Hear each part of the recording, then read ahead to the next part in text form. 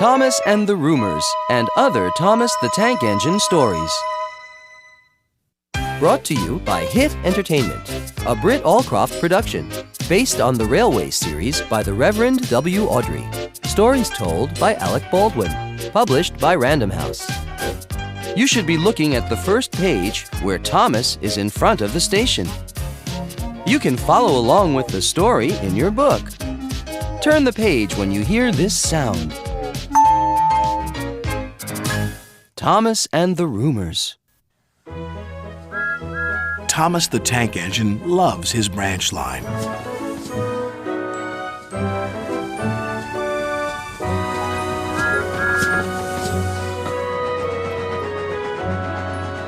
One day, when he stopped at a small station, some children looked sad.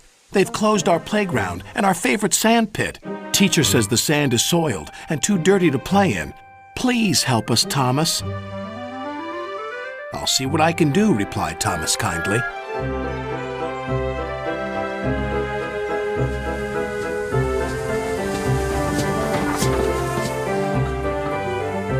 Thomas hoped things weren't quite as bad as the children had made them out to be.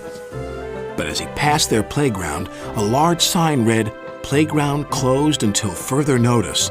The children were right, thought Thomas sadly. He puffed into the yards and was just about to tell the other engines about the playground when Percy rushed in. "You look glum, little Percy," said Gordon. Sir Topham Hatt told Driver that he's using Harold to show a visitor the island instead of using any of us engines. "Despicable," said Gordon. "Disgusting," snorted Henry. "Engines are meant to take visitors around our island, not that whirlybird thing," James exclaimed. Gordon was the first to see Harold. "Harold thinks he can go faster than me. I'll show him." Next, it was Henry's turn. "Sir Topham Hatt has chosen Harold because he thinks he's more important than me. Well, he's not. Harold can't fly through tunnels."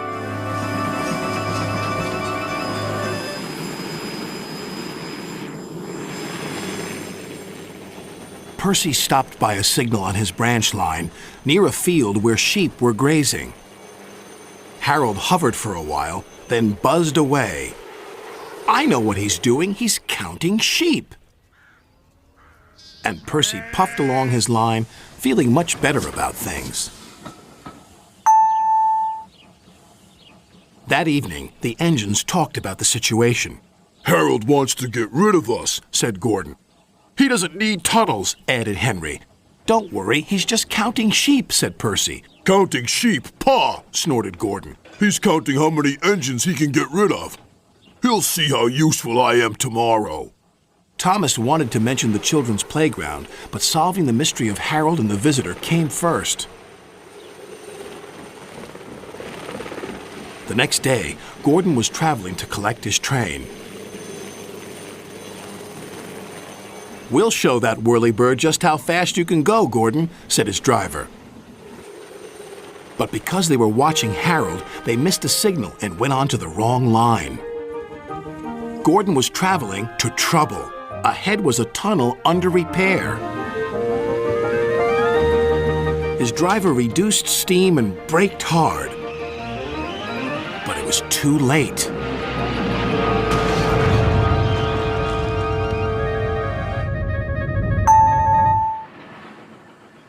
Later, Thomas pulled Gordon clear with the breakdown train. Sir Topham Hatt spoke severely to Gordon's driver. "Will Gordon be scrapped, sir?" asked Thomas sadly. "What makes you think that?" said Sir Topham Hatt. Thomas decided to pluck up courage. "Because the engines think the visitor is here to see if we can be replaced by Harold." Sir Topham Hatt laughed. "Well, the engines are wrong, and you shouldn't listen to rumors, Thomas. This gentleman is making a new playground for the children. It was easier to find a suitable site from up in the air." "And what's more," said the visitor, "that tunnel sand will be perfect for the playground. Sand we found by accident, you might say." Sir Topham Hatt still uses Harold to fly above the island. But all the engines know that Harold isn't spying on them. He is just being very useful.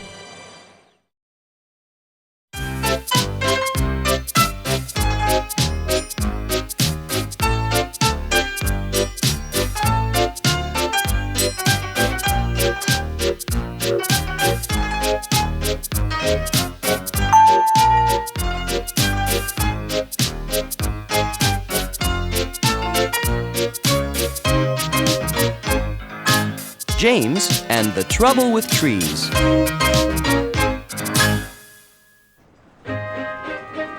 Thomas the tank engine had been working in the coal yards all day. The little blue engine was covered in coal dust. "We can't clean you up tonight, Thomas," said his driver. "There's a problem with the hose pipe." "Bother," said Thomas. "A bath would make me feel much better. The others are sure to say I look silly." But the engines were too busy arguing to notice Thomas. James was talking loudest of all. "I deserve a new coat of paint. Sir Topham Hatt says I'm the pride of the line, and—" "Rubbish!" huffed Henry. "We're all the pride of the line." "It's been like this all day," confided Percy to Thomas. "James is getting a new coat of paint and won't stop boasting about it." "Why, James? I'm the one who needs a new coat. Look at me." "I'd rather not," retorted James. "You're not a pleasant sight, and wouldn't understand the needs of a really important engine." Thomas was fuming. Next morning, as James was being repainted, Henry had an accident. "If you can't push cars properly, Henry, why not talk to a tree instead? You know how much you like the forest." "As a matter of fact, bossy boiler, Sir Topham Hatt is inspecting the island for trees that are too close to the line. He's worried they might cause trouble." "Pah!" laughed James. "If I came upon a tree, I'd just push it aside." "Really?" Henry replied. Soon James was showing off his paintwork. "Make way for an important engine." "You wouldn't feel important if one of those trees crashed on you. You'd feel hurt," reproached Percy. "Rubbish! It wouldn't dare." "You should be careful, James. Trees can be just as powerful as engines," advised Terence. "Oh, please. Now, excuse me, Sir Topham Hatt needs me to pull the express." And he huffed away.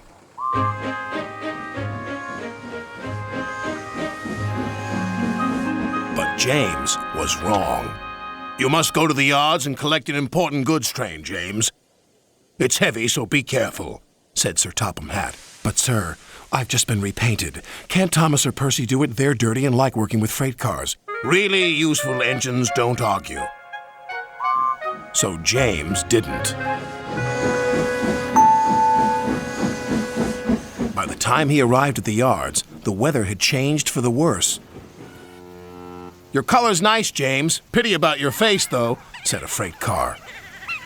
James ignored them and set off.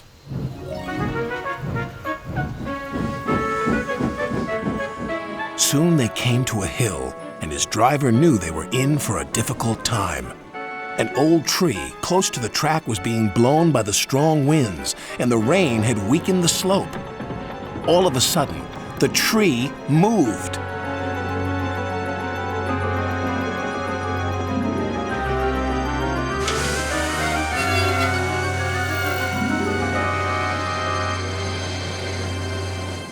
"Oh, help!" cried James. "Go away!" But of course, the tree couldn't. James tried to reverse away from the tree, but his train was too heavy.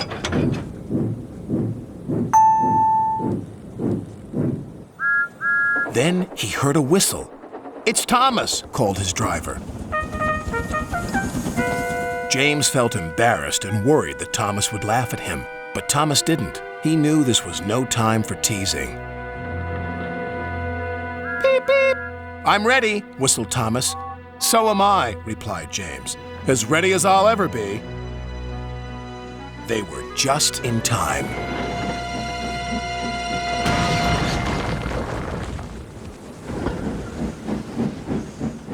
Later, James spoke to Thomas. "Percy and Terence were so right to warn me. Thank you for rescuing me, Thomas." "Oh, that's all right. We engines must pull together, whatever the weather." Just then, Edward bustled in. Sir Topham Hatt thinks you're both brave engines. Thomas, you're going to have a new coat of paint. And James, Sir Topham Hatt says that tomorrow you'll pull the Special Express. Everyone was very happy.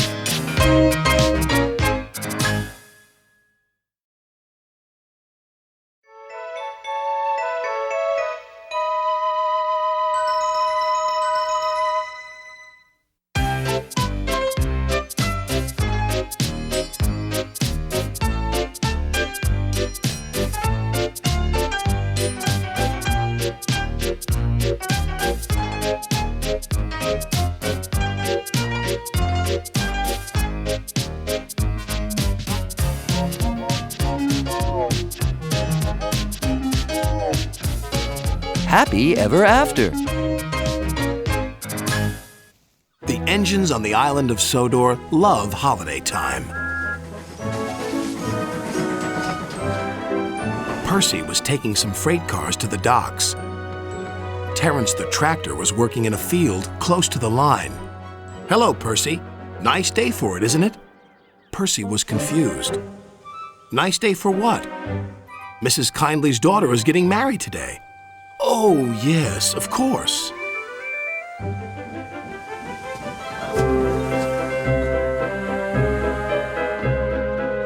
But when Percy saw Mrs. Kindly, she was standing by her gate waving a red flag.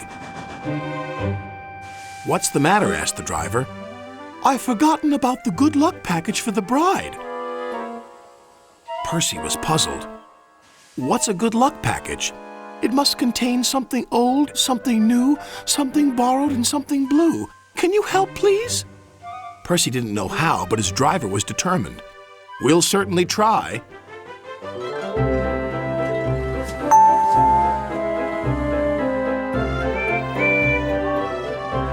Percy had to stop at Edward's station to take on water. "We've got to find a good luck package. Do you know what that is?" "Oh, yes, indeed. Something old, something new, something borrowed, and something blue," Percy cut in. "But where do we find them?" Edward smiled. "They're probably staring you in your smoke box. Now I have to fetch my special train. I'm taking guests to the wedding."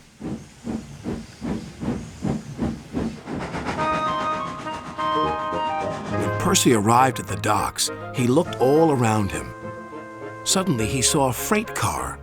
It was loaded with a new set of shiny buffers. "Look, look! There's something new!" "You're quite right, Percy," said his driver. "Those buffers are just the ticket. I'll speak to the foreman." He returned shortly. "Foreman said we can use them and borrow the freight car as well. So that's two things we found. Something borrowed and something new. But what about the other things?" "I'm sure we'll find them too. Now we'd best be on our way."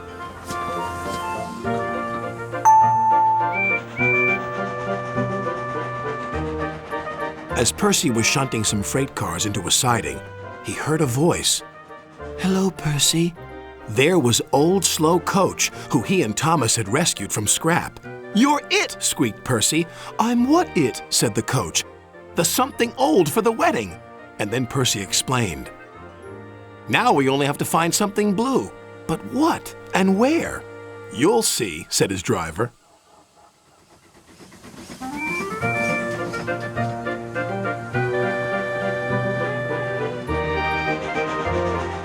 At last, they reached the village, where the wedding was to take place. Ahead was an old engine shed. "What do you think of this, Percy?" laughed his driver. "Well, bust my boiler, Thomas! What are you doing here?" "I'm the something blue," replied Thomas. "Now, Percy," said his driver, "Mrs. Kindly's chosen you to be her special guest."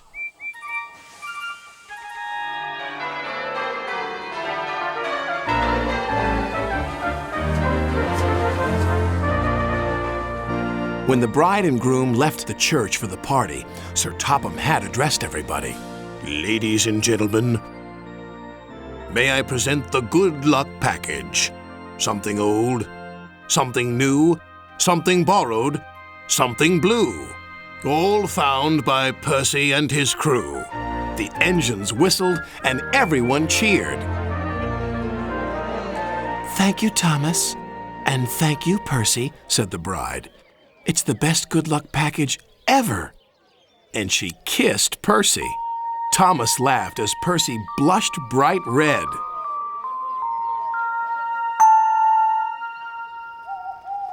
"I love weddings," sighed Percy that night. "Did you enjoy your kiss?" But Percy was embarrassed and pretended to be asleep.